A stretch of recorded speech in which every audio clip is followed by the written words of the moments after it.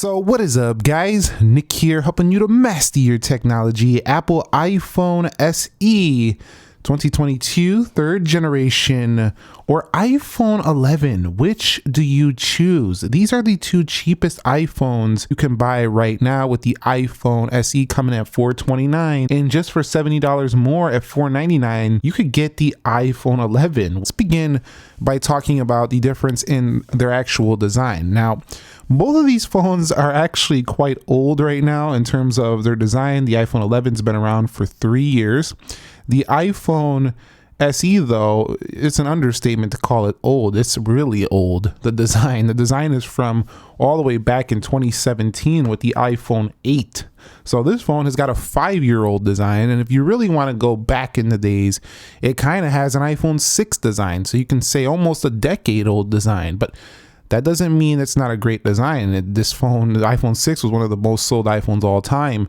Also, it's still thin, it's still very light, and for some people, they're still going to love Touch ID and not give a hoot about these new iPhone designs right here. But if you're into the more larger screen, you're into, say, iPhone XR type stuff like that, you'll enjoy this. And I also still love that the iPhone 11 has these curved edges. I know everyone's into the squared stuff these days. It's more iPhone looking, but man, the curved edges of the iPhone XS, the iPhone XR, the 11, the 10, they just felt good in the hand. They're easy to hold and ergonomic.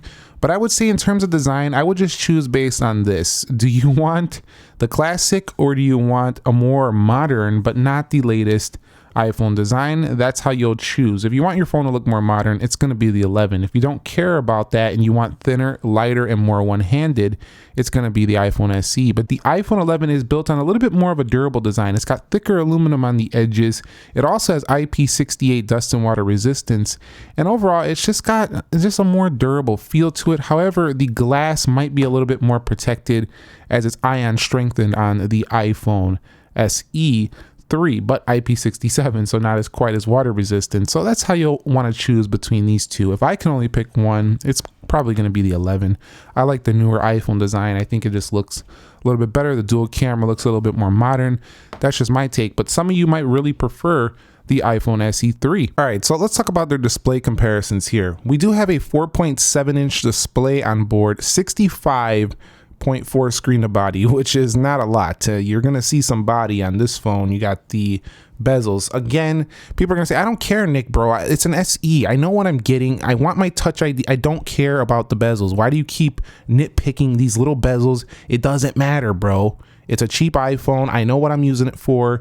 It's not a big deal. If I want a bigger screen, I'll go get the bigger screen iPhone. But we're doing a comparison here, and between these two, the SE just looks like a dinosaur compared to the iPhone 11. You're getting a full screen, modern display here, and everything looks gorgeous on this display. And it does on the SE as well. It's just, the bezels. It definitely looks a little bit old.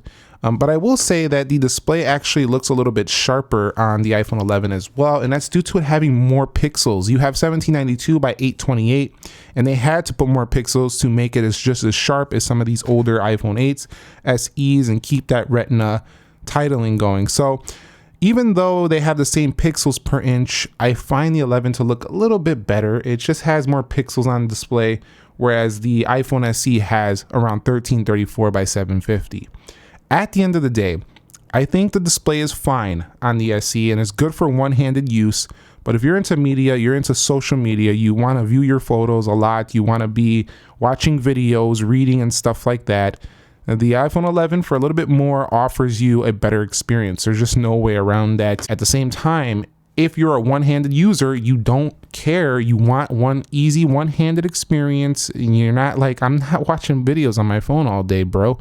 Then this one might be a better display for your practical use, but that doesn't make it an objectively better display when it comes to all around, because you have more pixels, you have a larger display. I mean, come on, the 11 is the win here in this area. I'm going to tell you something about software. They both are on the latest iOS 15.4, which has been running fantastic for me. Some people have been complaining about battery issues, but that's pretty normal for the first few days after downloading an iOS update. These phones right here are going to be updated for at least several years to come. The 11 is 3 years into its cycle, so this probably has 3 years left or so on its updates, but that's quite a long time, I'd say. The iPhone SE3 though is going to have 5 years, but here's my problem with the SE3. 5 years later, how old is an SE3 going to feel? Where's Apple going to be? Is there going to be a flip iPhone, a foldable iPhone? Is there going to be a brand new iPhone design, a full screen design? The iPhone 11 won't look as old at that time. It's still going to be old, but it's not going to look as old as that. So this already looks old. Imagine in 5 years. But the iPhone SE3 does get the nod in longer software support. It's kind of weird to say that holding this phone, it doesn't feel like it would have that, but it does have it, and that's mostly due to its A15 chipset. However, I would argue that the iPhone 11 still has the better iOS experience. It has the gesture system, which makes iOS feel a little faster when you're navigating through it. On the other hand, though, the SE, because of its A15 chip, opens apps faster. I'm finding it just feels a little snappier than that phone right there. So performance-wise, the SE feels a little quicker, but iOS itself feels a little smoother and faster to navigate with gestures. So you have the newer iOS experience. You pull the control center from the top. You got your gesture-based OS, which is so natural, I think, to a lot of people now, that I would have to say for the iOS experience, it's a better experience on the 11. The actual performance with the A15 versus the A13 here is actually a little bit faster for the SE, but it's not something that's going to be life-changing. Like, they're still going to open apps pretty similar, but I just find to navigate it a little bit slower but have faster chip performance on the SE. One thing that's actually the same is they both have the same amount of storage you can get for each phone. The iPhone SE tops out at 256 gig. The iPhone 11 also tops out at 256 gig. Another thing about both of these is that you do start at the 64 gigs, so that's pretty low if you're going to be doing a lot of 4K video on here, so do keep that in mind. Also, they both have the same 4 gigs of RAM, which is a good thing for the SE. It didn't used to have that on the SE2. Okay, so when it comes to their cameras, it's actually pretty simple to understand. Do you want a dual camera or do you want a single camera setup? Now, the iPhone SE does have really good standard pictures on the back, and it's mostly because the A15 actually makes the photos look a little bit better, even though it's using a 12 megapixel setup. You don't get no cinematic video or nothing like that. The iPhone 11 has really good photos as well, and I don't know exactly if they're that much better or worse. We'll have to do more of a camera comparison between these soon, but the SE standard photos look very crisp, and it does have these new photographic styles on here, which you'll get on the iPhone 13. You don't get that on the iPhone 11. So if you want those photographic styles, the 11 doesn't offer that. The SE does, which is closer to the 13. So the SE might just have better standard photos, but you get the ultra wide on the 11. In addition, the 11 does give you a better front facing camera. On the front of the iPhone SE, you do get a 7 megapixel camera. And again, with the processing, it's still going to look really good. But the 11 gives you 4K 60 on the front. You can't even do 4K on the front of the iPhone 11. So if you're into front-facing video, vlogging, stuff like that, selfies, you're going to want the 11 here. I think if you just take a quick photo, though, the SE is probably going to turn out a little bit better just due to its A15 and the processing it does with the HDR. But it's not going to be a big deal. Honestly, more versatility. Pick up the iPhone 11 in the camera. If you care more just about a standard regular camera result, just taking a standard photo, you'll probably enjoy the SE a little bit better. But the 11 is more versatile and has a better front-facing camera setup. In the area of battery life, this one is going to go to the iPhone 11. It's pretty obvious with its having its larger battery on board. It's just going to be a better experience. I will say though that the iPhone 11 does give you, or the iPhone SE does give you an improved size battery over the SE2, which is a good thing. It's over 2000 milliamp hours now. And so it can make it through a day with regular usage. It doesn't drain super fast anymore, but it's still not going to be your heavier use phone. Now, the iPhone 11 is the phone to get if you're a heavier user in this price range. And this is going to be one of the biggest draws between both of these, the biometric security. Either you're a Touch ID fan or you're a Face ID fan here. And the iPhone 11 is going to be your more modern Face ID.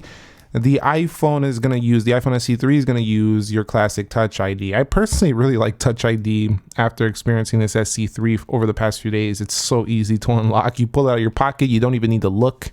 But it's hard to give up, that convenience of Face ID. So this one, there's not really a winner. It's just kind of like, which one do you want? Yeah, Face ID is a little more secure, but which one do you want? It's really down to preference here. So I can't declare one or the other the better option. It's really down to your personal choice here on biometrics. They both unlock very fast and they both do it in a very nice way. It's just whether you want to put your finger on there, you want to use your face. It's up to you. I will say though that the audio is not quite as loud on the iPhone SE 3, but it's shockingly good for the size of the phone. The iPhone 11 is a little bit louder in this area. Both are pretty crisp at their highs, but if you care a lot about audio, neither of them have a headphone jack. They will be using Bluetooth, same type of Bluetooth setup, so they'll connect quickly to your AirPods. It's not a big deal on either. I think both are going to be fine in speakerphone calls and stuff like that. Moving on to the phone call quality section of this video, the SE3, you need to note something. It has improved mobile internals. So even though you're looking at a much larger phone dialer right here, or at least the screen, and a louder speaker on the iPhone 11 for speakerphone calls, you have a better mobile chip in here for 5G, and this doesn't even have 5G. That makes it a little more future-proofed, but you have Qualcomm in here, so you're going to have really good signal strength. I found myself having 5 bars the other day when I took this out to do my photo samples. I don't got the sim in there for the video, but really good on this area. And the SE3, again, I told you the speaker is not bad, so it's quite loud, even though this phone is a one-handed pocket machine. So really good in this area. People sounded fine through the speaker. I'm not going to say they sounded as good as my 13 Pro, but the iPhone 11 is not bad given you're in the right area. It's just not the best. This one had 3 bars or so, and if this is an area that really matters to you, I think the iPhone SE3 is the better option. But at the same time, again, if you live in a major city, it's probably not going to be a big deal in this area. But what will be a big deal is 5G going forward. This supports it, this doesn't. While it doesn't have every single band out there, it has more bands than this phone has, because this has a 4G LTE only. This is not a 5G phone, so keep that in mind. And before we wrap it up, I gotta say the SE3 doesn't have many color options, just midnight, starlight, and red. The iPhone 11 has 3 more. It has a black, white, and red, but it also has a green, a yellow, and a purple. So you have more color options here if that matters to you. So let's bring it all together. Let's wrap it up. Which is the better bang for buck? Which one to choose? Is it the SE3 or is it the iPhone 11? And honestly, the iPhone 11 is held back by not having 5G support. That's about it right now, I'd say. The iPhone SE3 is a great bang for buck if you can live with this older design, because you're getting the latest chipset performance, you're getting longer software support, and you're getting a nice standard camera, which does ridiculous good results, even though, it's tiny and it's just one. Because of the A15, because of Apple's optimizations, the results on this camera are actually quite impressive for a single camera lens. The iPhone 11, though, is going to be the better bang for buck for those of you who want a larger screen Apple device and you don't care about it being a little bit older. It's going to feel like a more modern phone than the iPhone SE3. This is tough, really tough, because the 11 holds us back by a couple of things, but really it feels almost like it's a even thing right here. Like, it's just like, what do you care more about? Like, they're close. If it was my money though, I would probably go with the 11 for being a larger device, having dual camera, but at the same time I probably would just save up and get a more modern iPhone if I was looking at the 11. With the SE, I feel like if you're trading something, you get this at like $200. It's probably a great deal because of the A15. There's just something about these two phones I don't like, and that you make sacrifices on both of them. And if you're going to make sacrifices, you're going to have to decide which sacrifice matters more to you. If you don't care about 5G sacrificing, then this phone probably would be the better option. If you care a lot about the chip and you're not willing to sacrifice the chip, the SC3 will be the better option with its A15 Bionic chip. Again, they're super close, and it just comes down to your preferences, and whatever you found in this video you're leaning more towards, that's probably the phone that'll make you more happy. But keep in mind, I believe in about a year or so, you're probably going to see a new phone replace the iPhone 11 in the lineup. It'll probably be the 12 or maybe the 13 in the future. This one will probably be out of the lineup, and then you'll have a nice budget option. It's got 5G and more updated than the 11. So let me know your thoughts on these two down below. Which one are you going to choose, and which one did you choose if you already did? Share your experience with the community. Subscribe if you haven't already. Nick here. Be sure to be well, and peace.